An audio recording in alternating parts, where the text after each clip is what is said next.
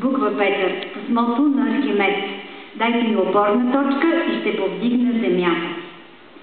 Такова цунами е минало по брега на извечната суша. Небето не е небе от тогава, а кладенец жива вода, заключена. Кучето на съседите не вие на умряло, котки лижат следите на думи, издълбари паважа по тъмното. Баилите се привичат безсрамни и гори до първи петли и след това същото. Кон до коня е, мила моя майно, къде са юнаците, кои са, от коля се питат здрачат. Бижата в халпите е с безпаметна марка, ларж са глътките, ларж са капките жива вода.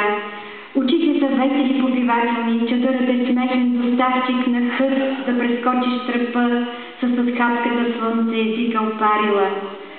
Летен дъжд след цунами или цунами след летен дъжд все едно ще поникне страхът. Земетръс от стърливи мисли, ужасни думички, думи, думища, полет в космоса след цунами. Старкът нъгъла, на завоя, на върха на оная буквичка, люлка слънчево спуснала, змей горянин и майчица върху точицата на въпросителна, опорна точица. Архимед е готов да повдигне земята.